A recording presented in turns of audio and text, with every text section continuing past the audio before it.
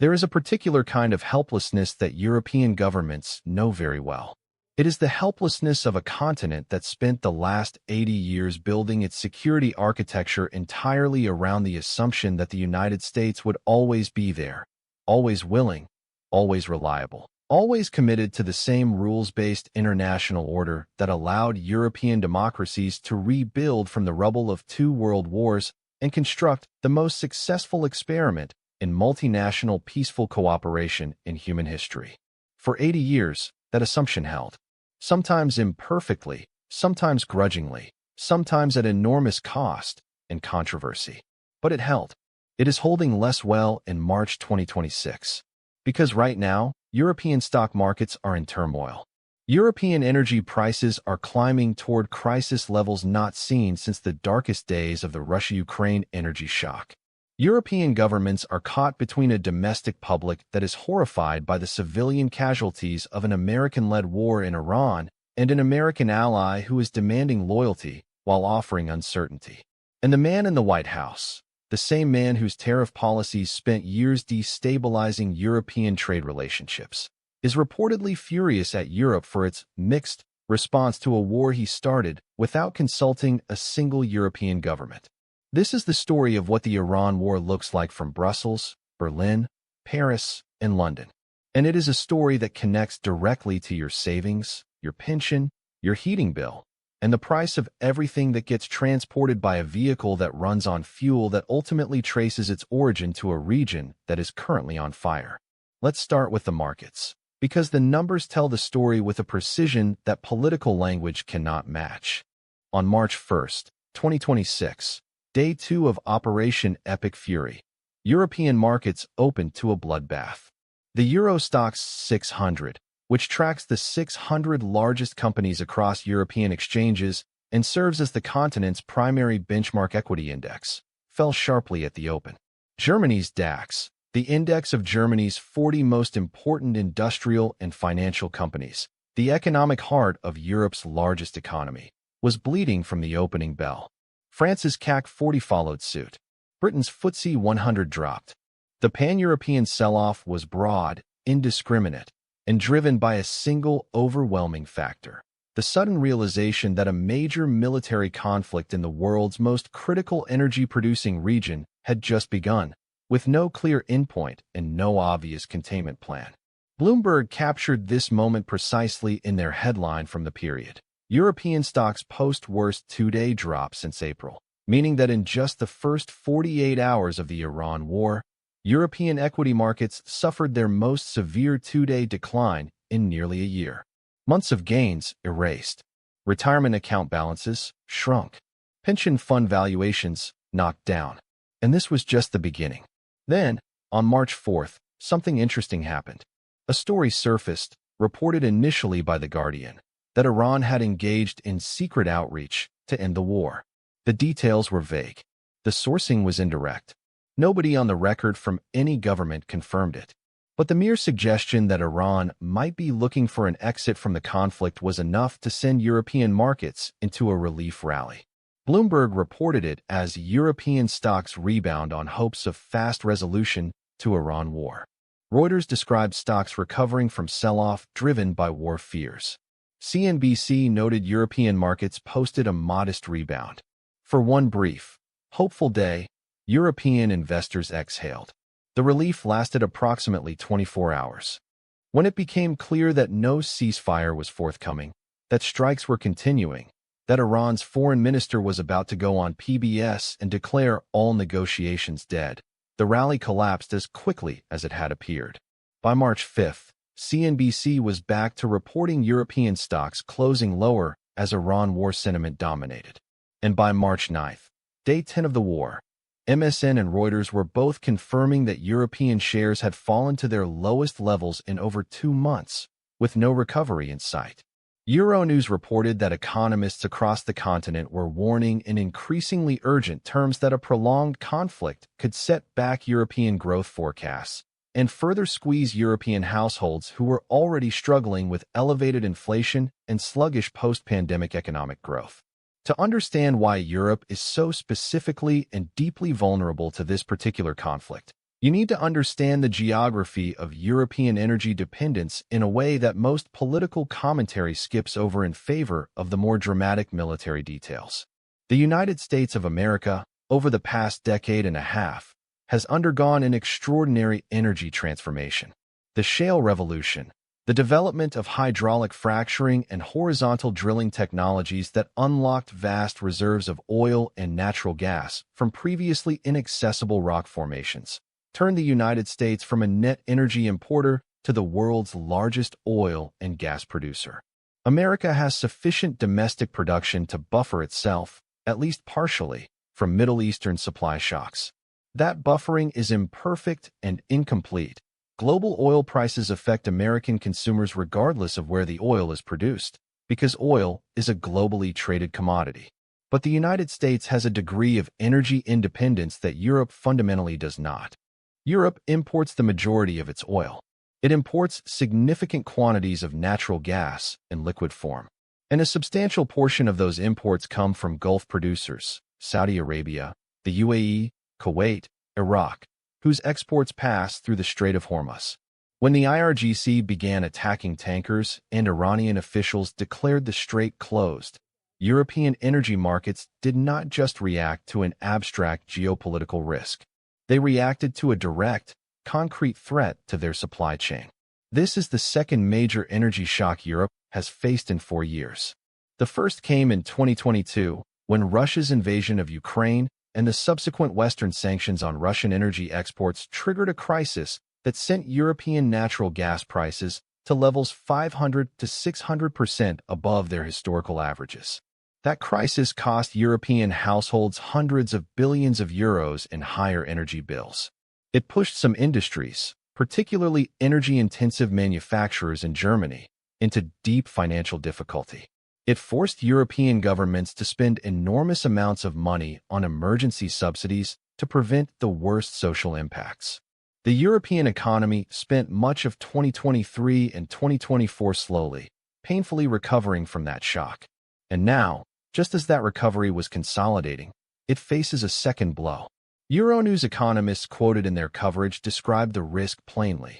A prolonged Iran conflict could push European energy prices back toward crisis territory, reignite inflation that had only recently been brought under control, and force the European Central Bank to choose between raising interest rates to fight inflation, which would hurt economic growth, and tolerating higher inflation to protect growth, which would erode the purchasing power of European households.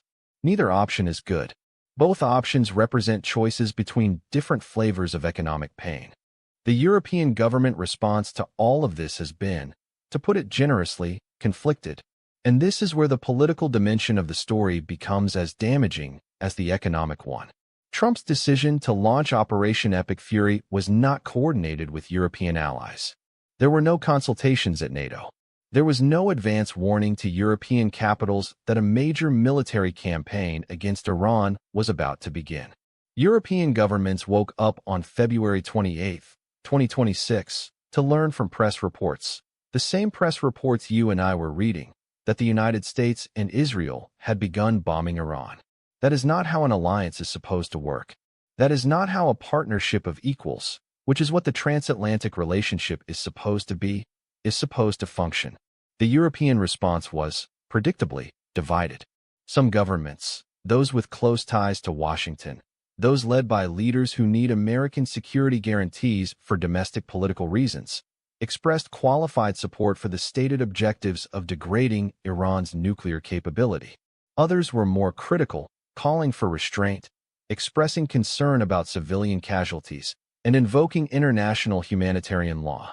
The Minab school strike, 165 dead, mostly children, generated particular revulsion among European publics and put European governments in an impossible position, supporting an American military campaign that had just killed a classroom full of children, or criticizing an American president who had already shown he was willing to use trade and tariff weapons against European allies who displeased him. Trump, according to multiple reports, was furious at what he characterized as Europe's mixed response. In Trump's worldview, shaped by decades of complaining that European NATO members do not spend enough on their own defense and benefit from American security guarantees they have not adequately paid for. European criticism of an American military operation is the ultimate ingratitude. You take our protection, and then you tell us we are hitting too hard? This sentiment, expressed in various forms throughout Trump's 2 terms, has deepened a transatlantic rift that was already significant. And the Iran War, which was not a NATO operation, which involved no formal consultation with European allies, which was launched unilaterally by Washington and Tel Aviv, has widened that rift further. The tariff threat is not hypothetical. During Trump's first and second terms, the U.S. used tariffs as a coercive tool against European allies in trade disputes over steel, aluminum, digital services taxes, and various other issues. The implicit threat, and sometimes the explicit one, that continued criticism of American policy could lead to new tariff measures creates a powerful incentive for European governments to swallow their objections and stay quiet. For European exporters who depend on access to the American market, the calculation is simple. Is it worth damaging our trade relationship with our largest trading partner to make a principled statement about international humanitarian law? Most European business communities are telling their governments, no. The investor community's response to all of this uncertainty has been a particular kind of market behavior that analysts describe as volatility clustering, not a steady decline, but wild oscillations as markets try to price in an event with unpredictable timing and multiple possible outcomes. Barron's published a comprehensive analysis noting that from inflation and interest rates to stock market reshuffling and federal deficits, this war could have far-reaching financial effects. The conclusion for investors is one of the most uncomfortable in finance. High uncertainty means that normal valuation models break down. When you cannot predict whether oil will be $80 or $120 3 months from now, you cannot confidently price any asset that depends on energy costs, which is almost every asset. European institutional investors, pension funds managing the retirement savings of tens of millions of Europeans, insurance companies, sovereign wealth funds, are faced with a portfolio management challenge that has no good solution. Increase cash holdings and wait. You lose returns while inflation erodes your value. Stay fully invested. You accept the volatility and the downside risk. Hedge with oil futures. You benefit if oil rises, but you are essentially betting against your own economy's recovery. There is no clean move. Every choice is a variation of bad versus worse. The question that is starting to be asked in European chancelleries, in European central bank meeting rooms, and in the offices of European institutional investors is a question that would have been almost unthinkable a decade ago. Should Europe push for a ceasefire in Iran, independently of Washington, using its own diplomatic leverage with the regional parties, even if doing so damages its relationship with the Trump administration? The arguments for doing so are becoming harder to ignore. Europe has trade relationships with Iran. Europe has relationships with Gulf states that are nervous about the conflict's spillover effects. Europe has connections to China and Russia, neither of whom want this war to continue indefinitely. And Europe has, arguably, a more legitimate claim to diplomatic leadership in this crisis than Washington does, precisely because Europe was not a party to starting it. The arguments against are powerful too. Europe's security ultimately rests on American guarantees, particularly in the context of ongoing Russian pressure on NATO's eastern flank. A Europe that publicly breaks with Washington over Iran becomes a Europe that cannot fully rely on Washington if Moscow decides to probe NATO's commitment to collective defense. That is not a theoretical risk. It is a live calculation that every European defense minister is running constantly. So Europe is stuck, economically battered, politically constrained, diplomatically sidelined, and watching its markets oscillate at the mercy of a conflict it had no role in starting and has no obvious mechanism for stopping. Here is your question for today. It is a question about power, about alliances, and about the limits of solidarity. In your view, should European leaders risk their relationship with Trump by independently pushing for a ceasefire in Iran, accepting the possibility of tariff retaliation and reduced American security cooperation?